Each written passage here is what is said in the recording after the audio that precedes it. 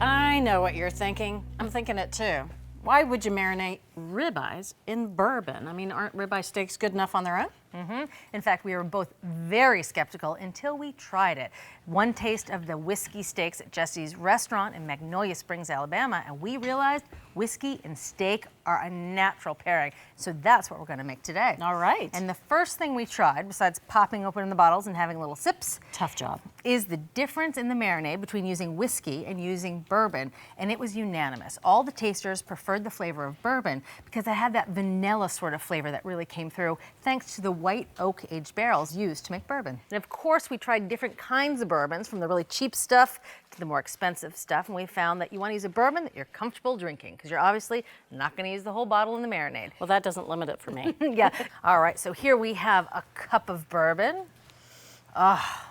Yes, it is. Yes, it is. And to this, we're going to add something salty. So this is a cup of Worcestershire sauce. A lot of it. Just 1 chopped shallot, 2 cloves of minced garlic.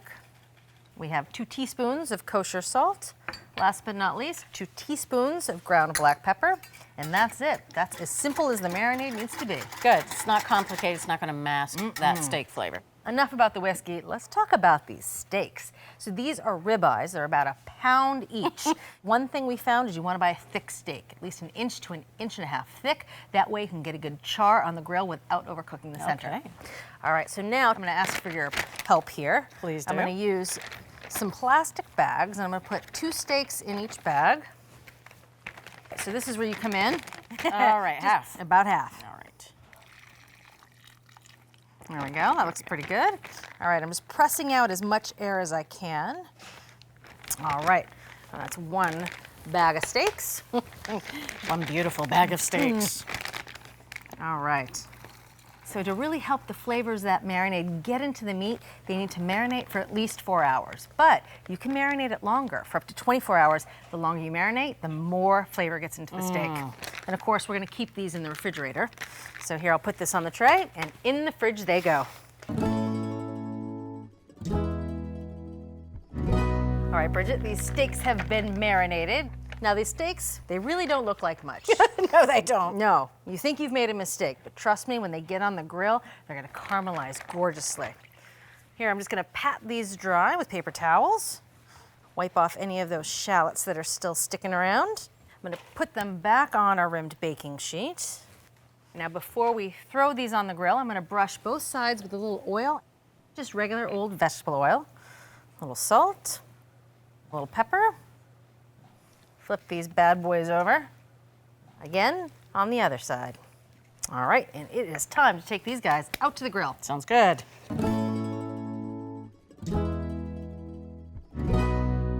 All right, so Bridget, I've been heating this grill up for 15 minutes. Woof! All those burners on high. I know you can kind of see the heat coming off. Absolutely. And you want a good hot grill when you're searing steaks, so that's pretty important. True.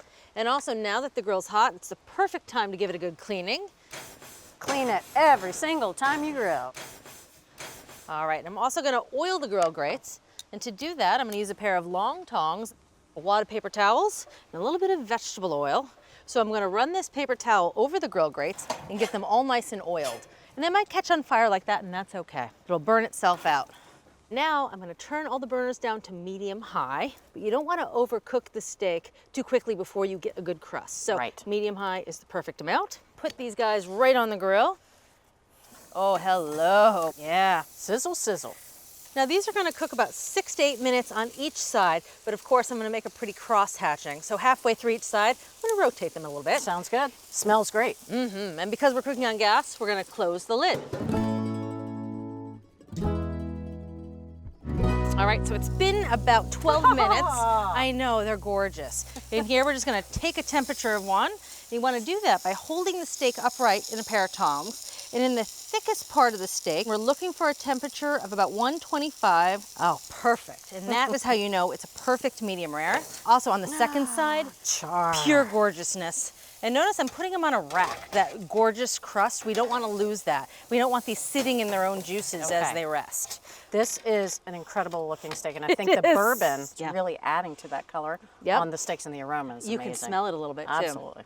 As always, we're not going to dig into these right away. We're going to let them rest for about 10 minutes under a little foil to help keep them warm.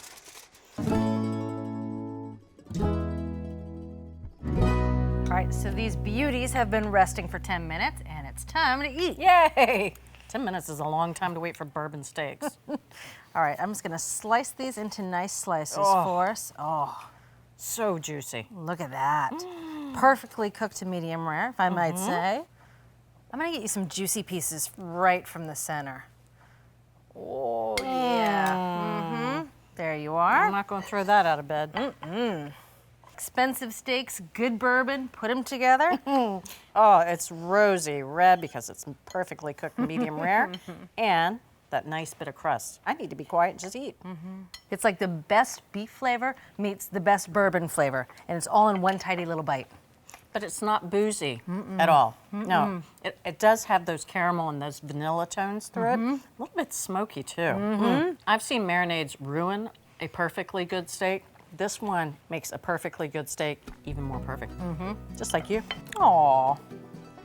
Well, Mark Twain once said, too much of anything is bad, but too much whiskey is barely enough. And I'm pretty sure he was talking about our recipe for grilled bourbon steaks. Start by soaking boneless ribeye steaks in a savory bourbon-laced marinade, then sear the steaks on both sides over medium-high fire. After a 10-minute rest under foil, the bourbon-infused steaks are ready to slice and eat, and eat, and eat, and eat. And there you have it, juicy, meaty, charred, and sublime grilled bourbon steaks. Heavenly. Thanks for watching Cook's Country from America's Test Kitchen. So what'd you think? Leave a comment and let us know which recipes you're excited to make, or just say hi. Now you can find links to today's recipes and reviews in the video description. And don't forget to subscribe to our channel. See you later. Alligator.